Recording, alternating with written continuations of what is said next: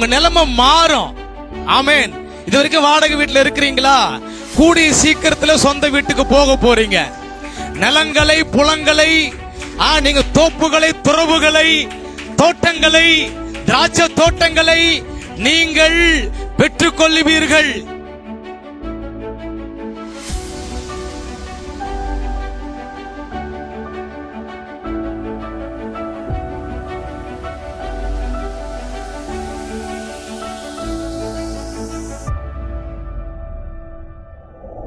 எடுத்தவங்க வாசிங்க. ஆதியாகமம் 1:28 வாசிங்க. பின்பு தேவன் அவர்களை நோக்கி, நீங்கள் பலுகி பெருகி பூமியை நிரப்பி அதை கீழ்ப்படுத்தி சமுத்திரத்தின் மச்சங்களையும் ஆகாயத்து பறவைகளையும் பூமியின் மேல் நடமாடுகிற சகல ஜீவ ஜந்துக்களையும் ஆண்டு கொள்ளுங்கள் என்று சொல்லி தேவன் அவர்கள் என்ன பண்ணாராம்?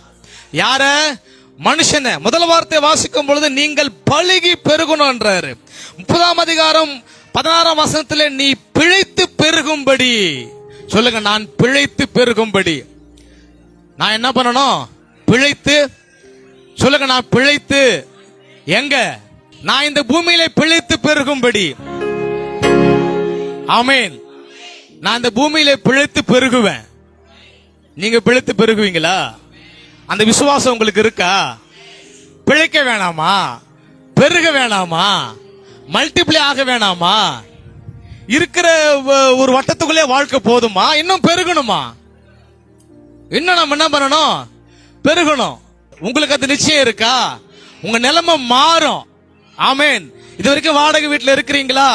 கூடிய சீக்கிரத்துல சொந்த வீட்டுக்கு போக போறீங்க. நிலங்களை, புலங்களை, நீங்க தோப்புகளை, துறவுகளை, தோட்டங்களை, திராட்சை தோட்டங்களை நீங்கள் பெற்றுக்கொள்ளுவீர்கள். விசுவாசிக்கிறீங்களா? ஆமென் சொல்லுங்க. கடன் பிரச்சனைகளை வாழ்ந்து கொண்டிருக்கிறீங்களா? நீயோ அநேக ஜாதிகளுக்கு கடன் கொடுப்பாய். நீ கடன் வாங்கா?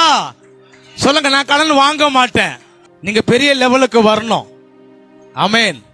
நீங்க இப்படி இருக்கிற தேவனுக்கு சித்தம் இல்ல. நீங்க நல்ல நிலைமைக்கு வரணும்.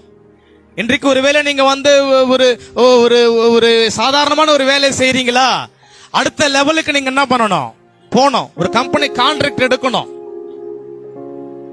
ஒரு கம்பெனி கான்ட்ராக்ட் எடுத்து நடத்துறவங்களுக்கு நீங்க என்ன பண்ணணும்? டெவலப் ஆகணும். ஆமென் சொல்லுங்க. ஆமென். அது மாத்திரமல்ல, அடுத்தது சொந்தமா கம்பெனியை வைக்கணும். ஆமென். அதுதான் நீ பிழைத்து பெருகிறது. நீங்கள் பெருகணும். நீங்கள் பலுகி பெருகி பூமி என்ன பண்ணுங்க? நிரப்பி எல்லாவற்றையும் நீங்க என்ன பண்ணுங்க? ஆண்டு கொள்ளுங்க, அனுபவிங்க.